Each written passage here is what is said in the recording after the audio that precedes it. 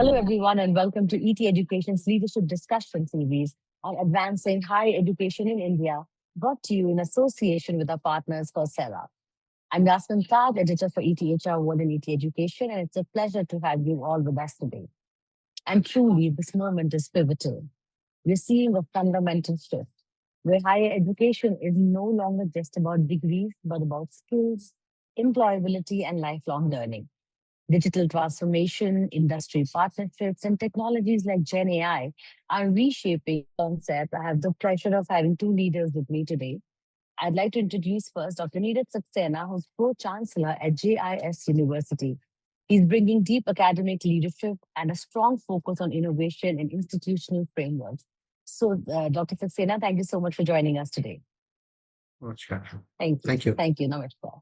And also, I have Prasasti Rastogi, who's Senior Director at Coursera, who works very closely with institutions to enable scalable, future-ready learning models. Hi, Prasasti. So good to have you for this conversation, too. Thank you for inviting me. Pleasure to be here. Perfect. So I think to set the stage, today's discussion will explore how institutions can build agility, relevance, and innovation into the core of higher education, especially in a world which is increasingly getting more skills first and AI enabled. So, Dr. Saxena, let me begin with you here. So, as the conversation shifts from whether AI will impact education to how deeply it already has, how are you rethinking your institution's approach to align with the skills first and AI enabled future? So allow me to turn the clock back to 30th November 22. Was not launched on that date. We all know ChatGPT. It was not launch of a product, but an epistemological rupture as far as education is concerned. To give you an analogy from nanosciences, at a macro scale, gold is shiny. It has a high melting point, but when you take gold at nanoscale, the properties change drastically. Now that happens because at macro scale, it is the core which determines the properties, which shapes the properties. But at nanoscale, it is a surface.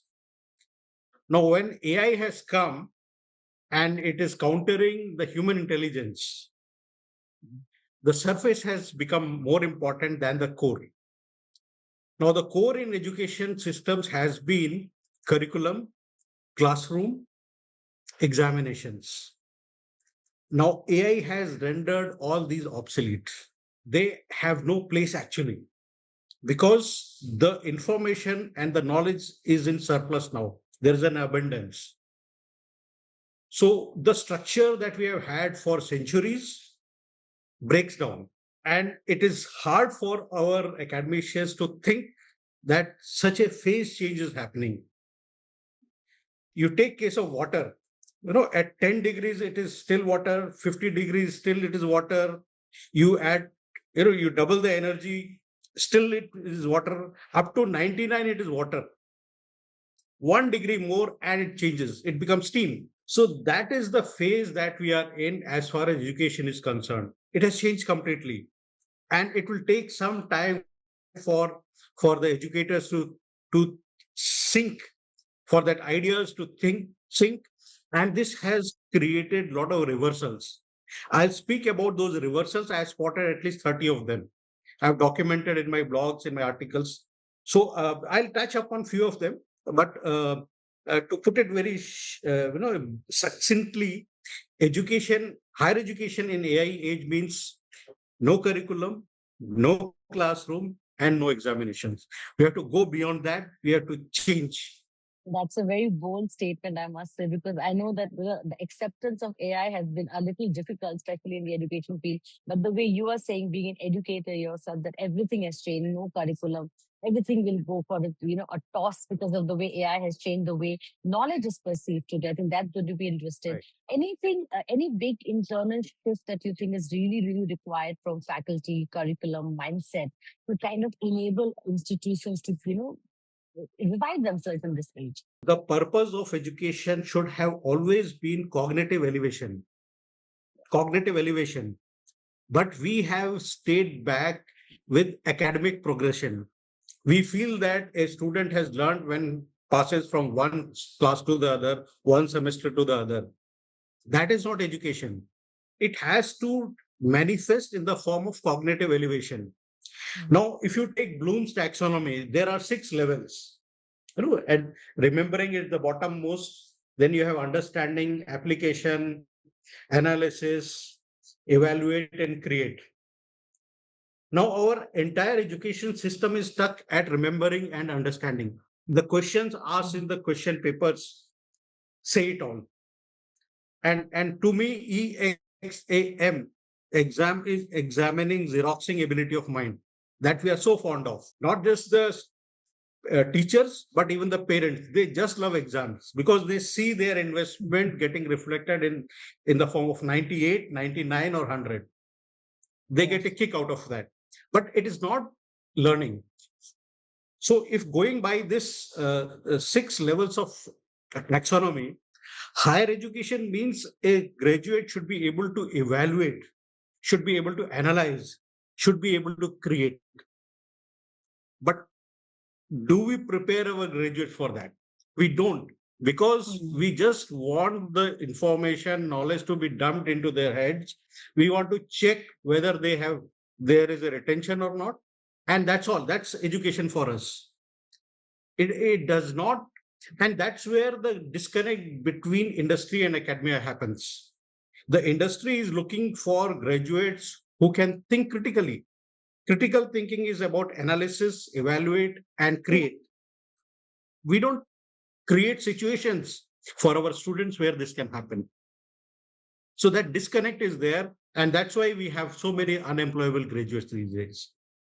So agree with you. I think that's the kind of mindset shift also that's required from the institution level, so that we bridge from relative enablement rather than just looking at what degrees they are giving to people. So very, very interesting. Prashasti, I'd like to bring you in now and talk about, as you can see, the digital learning is becoming and has become mainstream now. So what are the key markers of institutions that are getting it right versus those who are still struggling to adapt? Thanks, Yasmin. I think Professor Neeraj has set a very good context of why we need it and how the universities themselves are viewing it. I mean, NEP has laid out a very beautiful framework. What we need is implementation tools to make sure that this happens. And that's where technology or online learning or digital learning comes into play. Because universities today are more focused on making sure that the curriculums are career aligned, they are credit ready, they're customizable to respond to the workforce needs, and they are interactive. So there needs to be a learning ecosystem that connects whatever the degree curriculums exist today to workforce needs and measurable outcomes. So institutions that have hit this mantra have made flexibility in their curriculums to bring in skill enhancement credits, ability enhancement credits through industry micro-credentials to power the curriculums into a more employability-driven or skill readiness frameworks rather than being rote learning or just being outcome-based education for measured only by learning objectives and not by skills that students develop, right? And all of this is possible because industry micro-credentials are now also NSQF aligned. For example, in Coursera, we host 30 of them. And then they address particular job needs. They also are academically designed. So they sit very well into the curriculums. And universities are adopting it. We have about adoption of more than 200,000 industry micro-credentials across the Coursera for Campus partner network, with many universities doing it. The second thing that is happening is faculty-led curriculum design, right? Each university knows the competencies of their own students, but they also understand what are the preferred employers or employers coming to the university are asking for, what kind of skill gaps that they see. So how can they kind of put together the in-demand curriculums and industry needs in a tailored way fashion to deliver a very, very customized classroom. And that is possible. For example, on Coursera, we built Course Builder. It allows you to tailor curriculums and build courses that directly speaking to the needs of your students, but also address all the skills that your students need to be future ready. So tools like these, when deployed in the right fashion, give a lot of empowerment to the university, to the educator, to hit all the right checkpoints, which are measurable, which are scalable, and which are cost efficient and quite immediate to implement. I think that's where the success lies today. Great. Thanks for sharing the point, Professor. And as you said, the way we are moving towards more employability and skill building kind of, your outcomes that we're looking at for our graduates, these kind of ways of micro credentials or modular course building, I think are going to really help institutions build up that muscle to kind of meet the kind of demand that the industry is building up. So great point. And Dr. Saxena, I think Professor nicely spoke about the NEP has brought a lot of such kind of opportunities also. It has opened up opportunities for multidisciplinary, flexible learning. So what are some tangible changes that you have personally implemented and where do you still see gaps in education when it comes to kind of implementing NEP completely?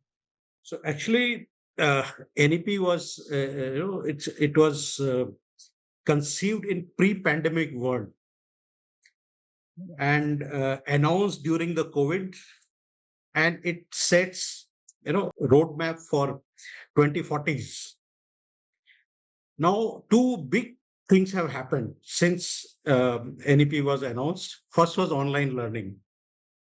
Though it was there in vogue since 2002, but it took almost 2 decades for online learning to get mainstreamed.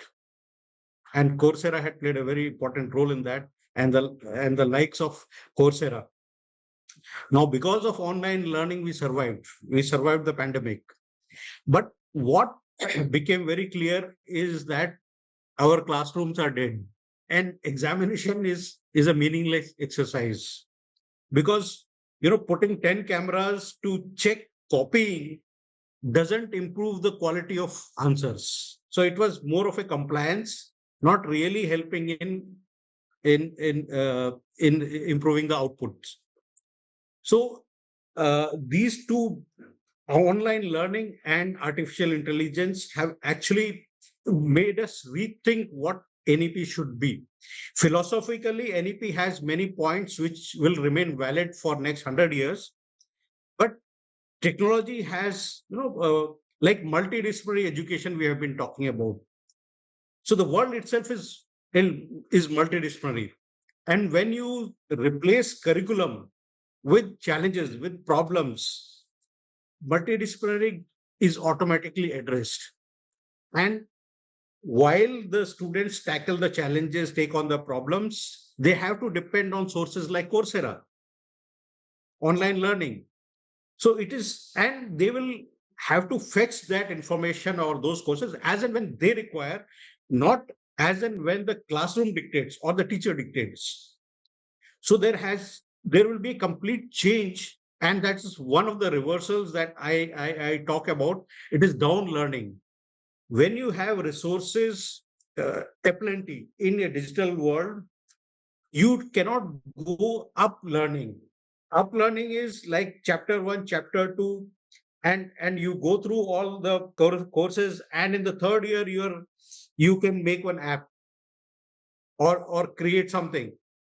But in down learning, when you are awash with information all around and knowledge repositories at your disposal, you have to start with problems.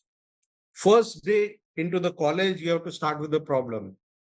And when you break down the problem, you go down and learn on the way. So that is down learning. So I give an example of from medical sciences, that a first year MBBS student is placed on day 1 in a ward with a patient presenting with breathlessness, swollen ankles, and fatigue. The student does not know cardiology on day 1, doesn't understand pharmacology, but they are forced to think. And this thinking is actually learning. Memorization is not learning. We have been privileging memorization over thinking. And for India, we have always been thinkers. We had gurukuls where thinking was privileged. So for us, thinking is not new. Critical thinking is not new. It has been a part of our culture. So there has been like uh, down learning when you have information all around at your disposal. And if you ask your students some questions, they come before the teacher with answers pulled out using AI. Then what do you assess? If you are assessing that answer, you are actually assessing AI, not the student. So what do we do in that scenario? That's where there is another reversal now. You have to assess the questions. What questions the students are asking? That tells you what thinking is happening here. So this is another reversal which will happen. And there are several more going to happen. And one of them is going to be that the higher education enrollment will start falling down now, will start decreasing, because all the jobs that we had before internet required people to remember, understand, and apply knowledge. That era is over. So what do we do now? We have to only to ensure that our graduates get jobs, we have to prepare them on critical thinking. So that landscape has to be changed. That's why I said, with curriculum, classrooms, and examinations, you cannot prepare critical thinkers. Yes, you can. So our educators have to think completely, and the system has to be inverted now. Yeah, that's lovely. I think as I kind of, reflect on the conversation we've had so far from Dr. Saxena and Prashasti, both, I hear that, yes, AI has changed the overall education ecosystem to a very large extent, from faculty, curriculum, mindset, student expectations. But one thing that's going to remain very critical is the cognitive human abilities that are at the core of this. So the foundation does not change. We'll come back to the core competencies. AI will not replace that. And human will always remain in the lead or in the loop, no matter how far we go with this journey. So that's a very, very interesting thing. So before we wrap up our conversation, I also have one more quick rapid fire question for the both of you. And so if you had to pick one mindset shift that institutions must adopt today to truly future proof their learners, what would that be? So, Dr. Saxena, let's hear from you first, and then we'll come to Professor. Yeah, we must switch from answering to questioning. Yes. That is a big shift that is required, and for all along it has been like a person who knows more can memorize better is better educated. That is going to break down now. It is not going to what is going to matter is the ability to ask right questions at the right level, with right depth, and with ethical intentions. Great. So Thank that's you. what Professor, what about? I would root. Yeah. I would root for. And for institutions, we have to prepare our teachers as I was telling, Pandit, Drishtas, and Gurus. They cannot be challenged by AI. Yeah, definitely not. Great thought. Prashasti, I'd love to hear you next. I think I said it already, from knowledge consumption to knowledge co-creation. That is the mindset shift, which we can achieve through faculty empowerment rather than replacement. Yes. So I think that's what we need immediately. Lovely. Thank you so much. I think what clearly stands out is that, yes, the future of higher education will belong to institutions who are not responsive to the changes that are happening, who are more proactively adaptive. I think that's what I like to call them, the institutions which are deeply connected with industry and are willing to rethink traditional models. As Dr. Saxena rightly said, there's so many reversals that have happened, so many things have gone the other way, opposite way for us. There's down learning that's happening. Students are expecting something else, I think, and technology is changing the game overall. So that's going to be for institutions to be very proactive in adapting, be very resilient, and that's going to be the future. So on that note, thank you so much, Dr. Saxena, for just it was a pleasure Thank you. talking to you. It was the kind of knowledge you shared and imparted, I think, is going to go a long way in helping institutions prepare themselves and future-proof themselves. So thank you for your thoughts today. Thank you very much. Thank you. Thank you. Thank you. Thank you.